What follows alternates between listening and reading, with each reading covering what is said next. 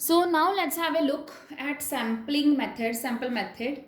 A sample is selected from whole population and conclusions are drawn on the basis of a sample. This is, we are not going to study the whole population, but we are going to select some people out of the total population and we are going to collect the data from them, and whatever the results will be getting, that results will be applicable to the whole population. For example, from a class of 100 students, 20 students are selected by teacher to get data about pocket money. So teacher is not collecting the data from all 100 people, but teacher is selecting any 20 students, right? Maybe 10 students from section A and B, and the teacher is collecting the data from that students, and whatever the result they will give, that will be applicable for two commerce sections, commerce A and B. So if we will see the merits of sampling method, this is inexpensive method. So we need not to spend more money. Why? Because we are not going to study the whole population, but we are going to study a small part of it. So that is why we need less money for the same. Then useful for large investigations. If we want to study large area or large population, then sampling method is a good method. Why? Because we can easily take the sample and then we can study wide areas. Then error identification. Out of 100 students, I have got the data only from 20 students.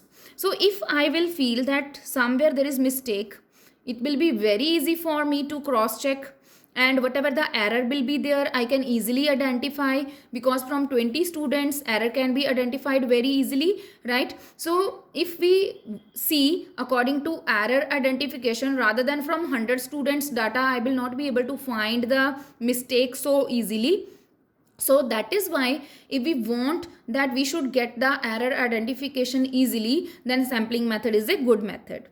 Then administrative convenience. Administrative convenience, that it will be less difficult for you to handle the data, because one side there will be, for example, population is 10 lakh.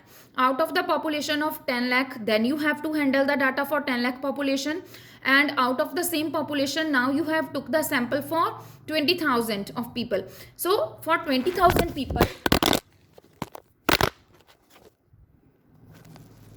so for 20,000 people, it will be easy for you to collect the data and to handle the data. Then we are having scientific. Sampling is a scientific method, right? How this is a scientific method? Because mostly science also goes on the basis of sampling only. So sampling is a scientific technique to collect the data. Then we are having demerits. First one is biased. Now if I am selecting 20 students, so that 20 students I'll be selecting with my own wish.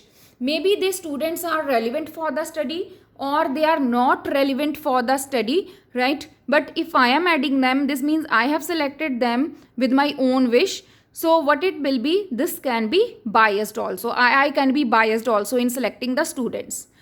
So then inaccurate results. As we are not studying whole population, but we are studying a part of it, so maybe we can miss important items. So that is why whatever the result we will get, that result will be inaccurate. Then after this, it will be difficult to frame samples. It is very difficult for the people, those who are not trained enough, right? So there can be the problems that in the sample, one has to be included in the sample or one has not to be included in the sample.